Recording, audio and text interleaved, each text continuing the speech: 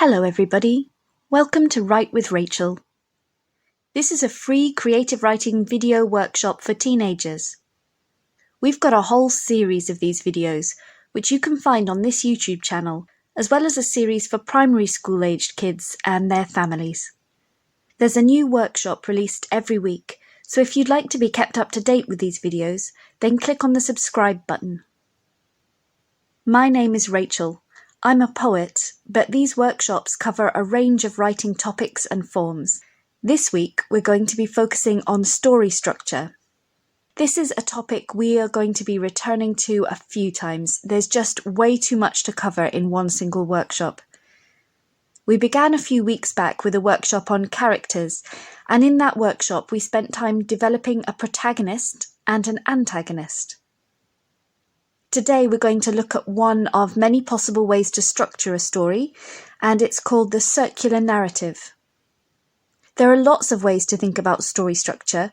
This is just one of them, so we'll come back to this topic again and cover other story structures you can use, but I think this is a good one to start with. As always, we're going to start with a warm-up. Here is a picture of a concrete poem by a poet called Alec Finley. A concrete poem is a poem where the shape of the poem has some relevance to the content of the poem. So in this case, the words are in the shape of a circle, and this is one of several circle poems that Finley wrote. Where do you think this poem begins? And where does it end? In some ways, you can think of these poems as never-ending or recurring poems, because you can read them round and round and round. As our warm-up exercise today, I'd like you to try to come up with a phrase that can be used as a circle poem. Pause the video to write your poem, then come back.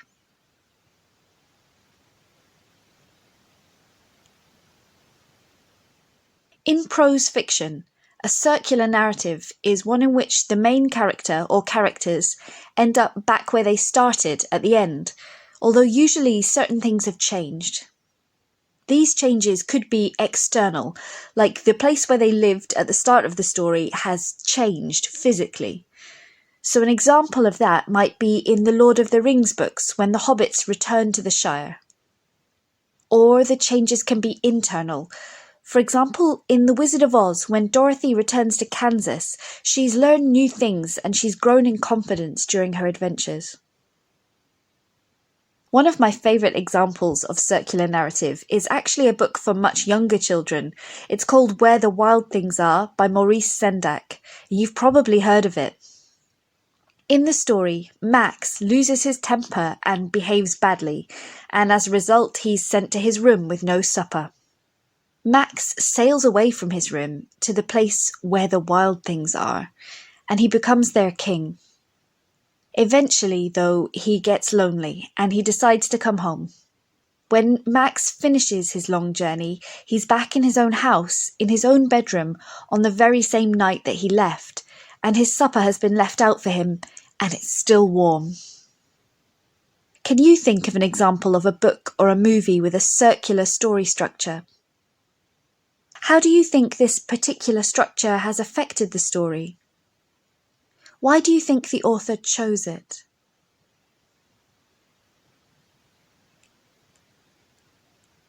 The circular narrative is a popular one, and there are even poems which use this structure.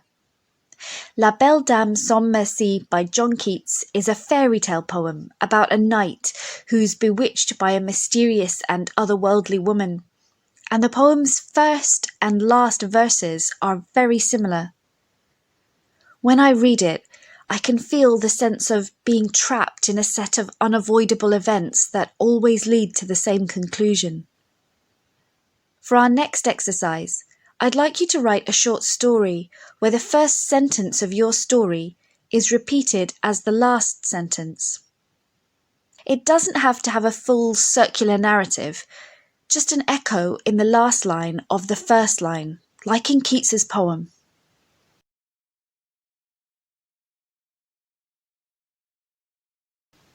You may know that poems can sometimes rhyme, but they don't have to.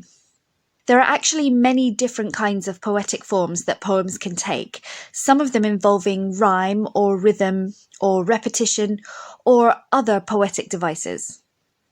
You've probably heard of a sonnet, and earlier in this workshop we mentioned concrete poems. But have you heard of a villanelle?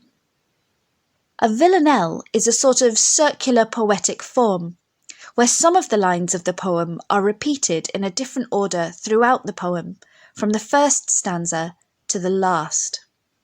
On the screen, you can see the structure of a villanelle written out. Don't worry if this seems confusing. We're going to look at an example to help work it all out.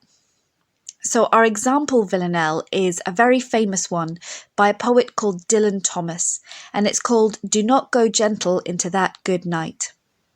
Here's a recording of Thomas reading his villanelle.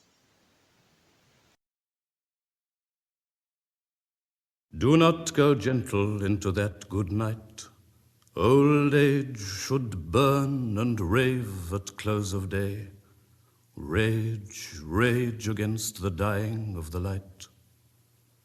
Though wise men at their end know dark is right, because their words had forked no lightning, they do not go gentle into that good night. Good men the last wave by, crying how bright their frail deeds might have danced in a green bay. Rage, rage against the dying of the light. Wild men who caught and sang the sun in flight, and learned too late they grieved it on its way. Do not go gentle into that good night. Grave men near death, who see with blinding sight, blind eyes could blaze like meteors and be gay. Rage, rage against the dying of the light. And you, my father, there on the sad height, curse, bless me now with your fierce tears, I pray. Do not go gentle into that good night. Rage, rage against the dying of the light.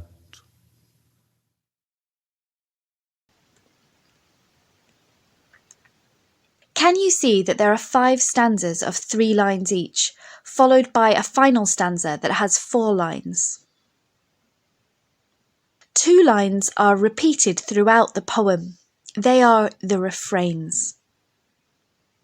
And certain lines are not repeated, but do rhyme with either the repeated lines or just with each other.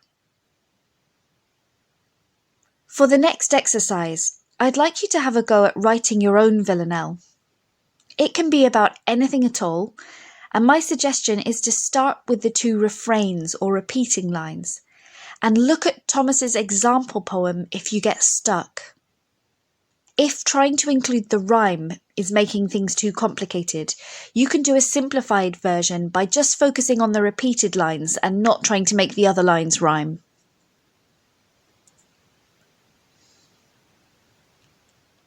As our final exercise today, we're going to plan out a circular narrative story. Just the plan.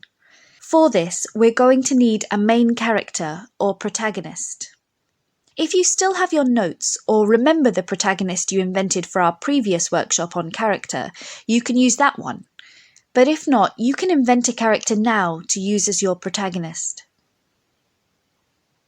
Circular narrative stories can be thought of as home, away, home stories. So your first step is to decide where is home for your character. What is their normal daily life like? What do they spend their time doing and thinking about? Who's important in their lives? What's their routine? What do they like? What do they dislike about their home and their life? Next is the away part. What situation or event could take your character away from their home and daily life? So think of the tornado in The Wizard of Oz or the ring in The Lord of the Rings. Whatever it is, it needs to be compelling enough to convince your character to leave everything they've ever known behind. Next, how will they solve that problem and return home? Okay, pause the video to write a summary of your plot idea. Remember, this is just the plan for your story at this stage. Then come back.